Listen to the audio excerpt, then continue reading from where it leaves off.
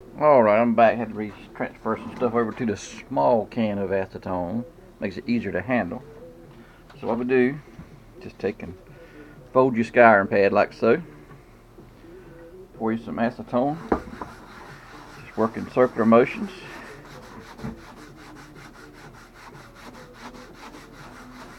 Don't do a big area at one time. I don't know if you can see it or not, but it starts getting lighter.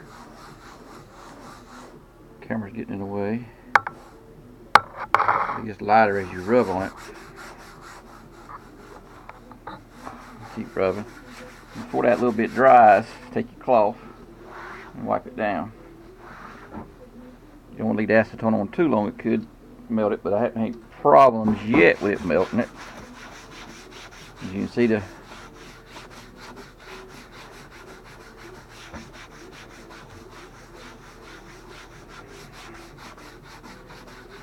does take it off. If you let it dry, it's just the paint rehardens. Just a natural property of the paint to reharden. I've looked at other videos where they're using brake fluid and different stuff, but I tried all that and none of it worked. Had some acetone out here in my shop. Tried that and that worked good. Sorry about that. Places where they held the paint gun too long or the spray can too long, or spray bomb as a lot of the body auto shops call them.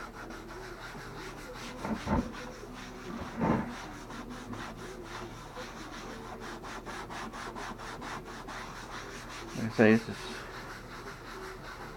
works good. It's cold out here this morning. Just had a little snowstorm last night, so it's cold out here in the shop. Got the heater going, but it's not warmed up a whole lot yet. The acetone is cold, even if it's 100 degrees outside. And again, don't let that dry. The hotter it is, the more it dries, quicker it dries. As you can see, it's already turning it back to the gray original color.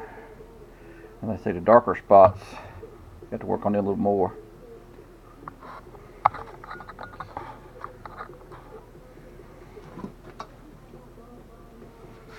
Acetone is relatively cheap to buy.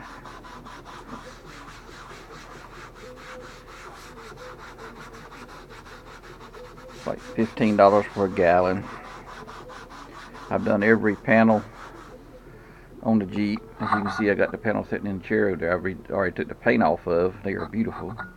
But afterwards, I go over it with a heat gun and take out the scratches in the faded areas, which we'll do that in another video.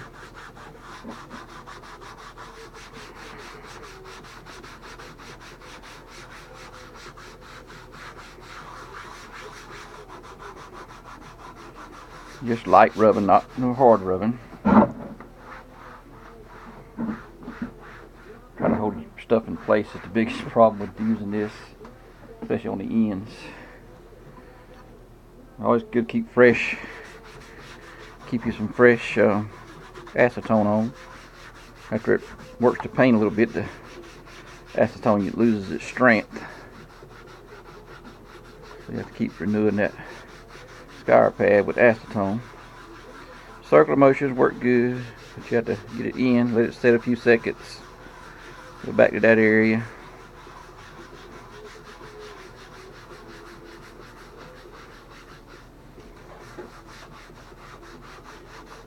Light pressure is required.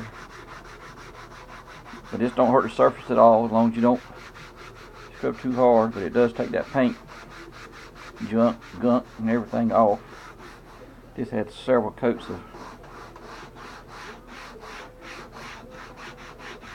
spray paint.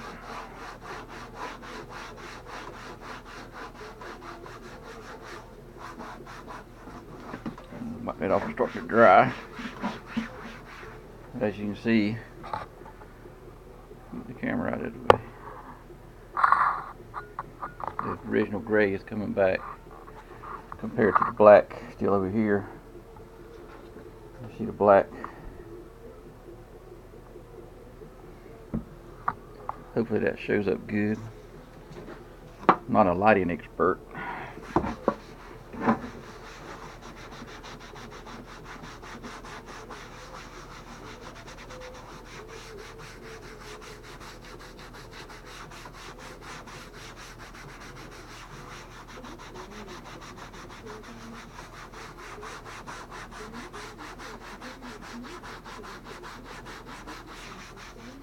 But after it's all done, before I put the heat gun to it, I'll show you the results of the whole bumper. Cause I got a lot of the bumper done already. This was just an end of it that I hadn't done.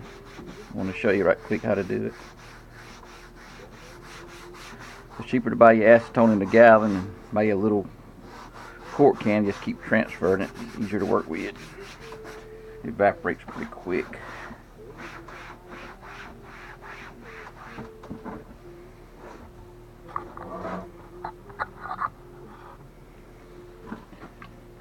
You don't want a real rough scouring pad.